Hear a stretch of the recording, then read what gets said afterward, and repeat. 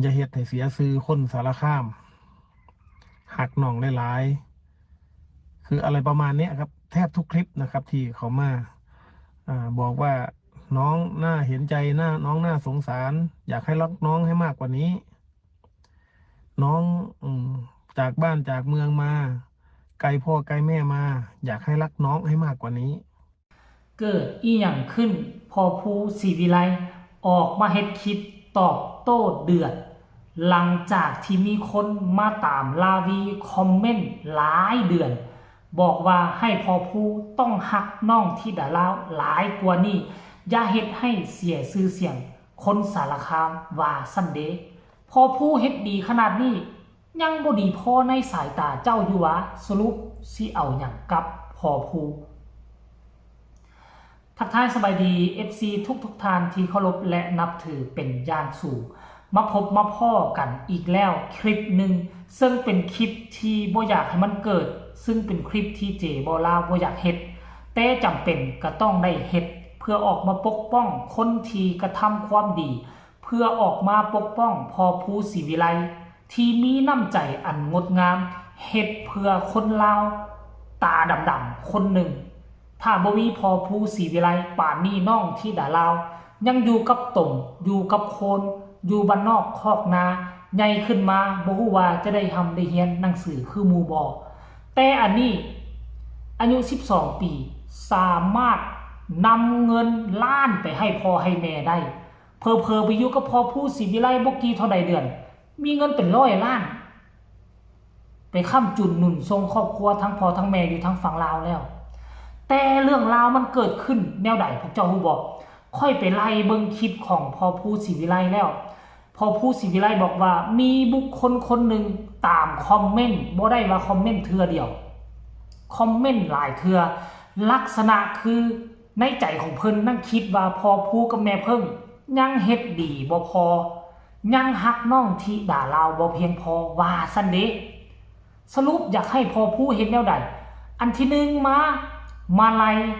กับรายรับที่น้องที่ดาลาวได้จากการแสดงทุกบาททุกกีบ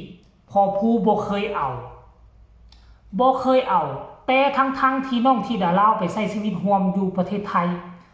มีค่าใช้จ่ายกินอยู่ซื้อขนมซื้อนมค่าโรงเรียนค่าน้ำค่าไฟอยากกินอย่างซื้อให้กินหมดค่อยกล้าเว้าได้เลยนะบางครั้งนะฮักกว่าลูกของตนเองซ้ำนะคันสิว่าแล้วก็เป็นลูกของตนเองและสิบ่ให้ฮักแนวใดเนาะพอผู้ศรีวิไลกล้าว่าฮักกว่าพ่อแม่น้องที่ดาลาวแท้ๆฮักซ้ำคันบ่ฮักบ่กล้าเอามาเป็นลูกบุญธรรมลูกบุญธรรมมีสิทธิ์แบ่งมูลมรดกโลกแบ่งมูลมรดกกับอ้ายมังกรครึ่งต่อครึ่งขนาดนี้ยังเอิ้นว่าพ่อผู้แม่เพิ่งบ่ฮักลูกที่ดาลาวอยู่หวารายละเอียดให้ทุกคนไปชมคลิปพอผู้ศรีวิไลได้ออกมาโพสต์ตอบโต้ออกมาเคลื่อนไหวตอบโต้และพร้อมอธิบายให้เข้าใจไปฟังคลิปนี้แล้วจึงมาพ่อกันในช่วงต่อไปขออนุญาตจากเจ้าของคลิปคือพอผู้ศรีวิไลขอยิบยกมาสั้นเอาเป็นว่าไม่ต้องพูดพร่ำทำเพลงนะพี่น้องเนาะนะครับ เราตอบเลยแล้วกันนะครับ ผมบอกเลยว่า ไม่มีใครรักน้องเท่าผมหรอกนะครับ หลายคนชื่นชม หลายคนรักบ้านศรีวิไลเฮาเนี่ยยอมรับว่ารักน้องทุกคนบ้านศรีวิไลเฮายอมรับว่ามีความรักความอบอุ่นให้กับน้องทุกคน แต่รักมากที่สุดก็คือพ่อผูกับแม่พึ่งคนนี้นะครับ รักมากที่สุดรักจนไม่หวังอะไรจากน้องเลยนะครับ ทุ่มเททุกอย่างทำทุกอย่างนะครับ เงินที่น้องได้มาทุกบาททุกสตางค์ครับ มอบให้น้องทั้งหมด เพื่อให้น้องเอากลับมาที่ครอบครัว เราไม่แบ่งแม้แต่สลึงเดียวกีบเดียวเราก็ไม่แบ่ง เราไม่เอา เราไม่ทำนะครับ ผู้บางคนบอกว่าต้องแบ่งเด้ต้องแบ่งถามว่าเราอยากได้เงินไหมเราอยากได้ครับ แต่เราไม่อยากได้เงินลูก เพราะธิดาลาวนั่นคือลูก เราจะพูดตลอดนะครับพ่อที่บอกเสมอว่าธิดาลาวคือลูก เป็นน้องของไอ้มังกรเงินที่เขาหาได้ก็ต้องเป็นของเขา พ พ่อแม่เป็นเพียงแค่คนที่นำพา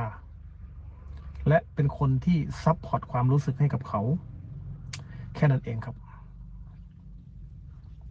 และกล้าตอบตรงนี้ได้เลยว่า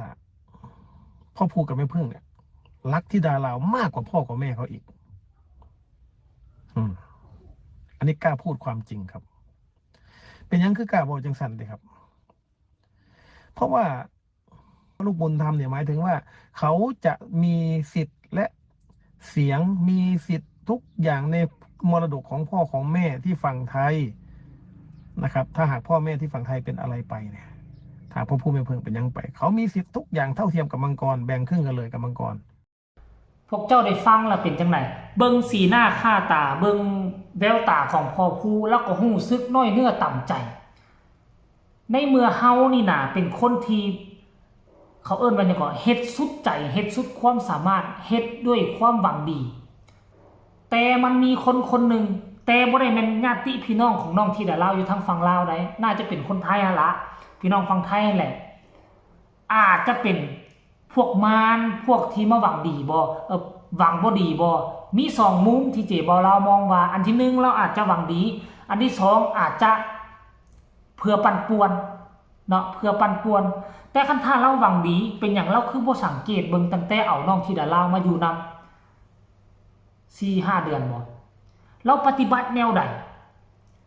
ถ้าเป็นเจเบาลาวนะเจเบาลาวต้องฮักเอาน้อยนึงอยู่แล้วเงินที่ได้จากการแสดงเพื่อจะเอามาใช้จ่ายเลี้ยงดูน้องที่ดาลาวอยู่ในโคเฮือนอยู่ฝั่งไทยแต่พอผู้ศรีวิไลบ่เอาจักน้อยได้เท่าใดก็หอบพาลูกข้ามโขงมามอบให้ตากับยายเพราะว่าพอผู้คิดว่าตนเองอยู่ในเมืองไทยน่ะฐานะสภาพแวดล้อมค่อนข้างว่าดีกว่าผู้อยู่เมืองลาวส่วนพ่อแม่วงตระกูลอยู่เมืองลาวอาจจะอยู่ยากลำบากกว่าเพิ่นพอผู้ศรีวิไลก็เลยปัจจุบันนี่ช่วงหัวเลี้ยวหัวโตอยากให้น้องซุมพละกำลังให้น้องมาทรงมายืนให้พ่อแม่อยู่ทั้งฝั่งลาวพี่ก่อนให้เขาลุดพ้นพอมีอยู่มีกินเข้มแข็งแข็งแห้งเนาะแม่ก็ต้องการใช้เงินหลายฉะนั้นพอผู้ศรีวิไลก็เลยฝึกฝนรอหลอมให้ลูกมีเท่าใดหอบให้ลูกเอามาพี่บ่เอาแม้แต่แดงเดียวเงินกินเงินอยากอยู่ทั้งฝั่งไทยน่ะพอผู้ศรีวิไลก็ไม่เพิ่งออกเบิดซ้ำนี่ยังบ่ดีอยู่หวาในสายตาของเจ้าสรุปรวมแล้วสำหรับข่อยบ่มีคำตำหนิติชมใดๆต่อตระกูลของพ่อผู้ศรีวิไลบ่ว่าจะเป็นตาวังยายลุนและกับคนอื่นๆในเครือญาติของพ่อผู้ศรีวิไลคือเฮ็ดดีที่สุดแล้วดูแลดีกว่าพ่อแม่ฝั่งลาวด้วยซ้ำไปแต่ว่าเขาก็เข้าใจพ่อแม่ฝั่งลาวเนาะด้วยความยากความจนเงินค้ำกำแก้วกับบ่มีทอทั้งพ่อผู้ศรีวิไลอยู่ทั้งฝั่งไทยสภาพแวดล้อมบ่เอื้ออำนวยเขาก็เลยเลี้ยงดูปูเสือแบบตามมีตามเกิด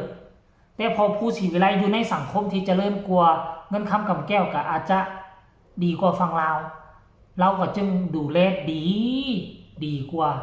ท่านผู้ชม FC แฟนคลับเพราะฉะนั้นแล้วอย่าดราม่าเลยคนที่ตั้งใจเฮ็ดตั้งใจทำได้ฟังคำนั้นมาแล้วมันท้อใจในฐานะที่ค่อยเป็น FC ติดตามที่ดาราติดตามครอบครัวผู้ศรีวิไลก็ขอส่งกำลังแห่งใจจากเวียงจันทน์ข้ามโขงไปให้พ่อผู้ศรีวิไลขณะนี้กำลังปฏิบัติหน้าที่อยู่ที่สวรรณเขตกำลังเดินทางไปมอบสิ่งของช่วยเหลือให้กับเด็กน้อยชนบทอีกหมู่บ้านหนึ่งก็ขอให้เจ้ามีความสุขประสบผลสำเร็จขอให้โด่งให้ดังขอให้ลูกใหญ่โตขึ้นมาเลี้ยงดูพ่อผู้แม่เพิ่งก็แล้วกันสำหรับคลิปนี้ฝากไว้ซ้ำนี่แหละสบายดี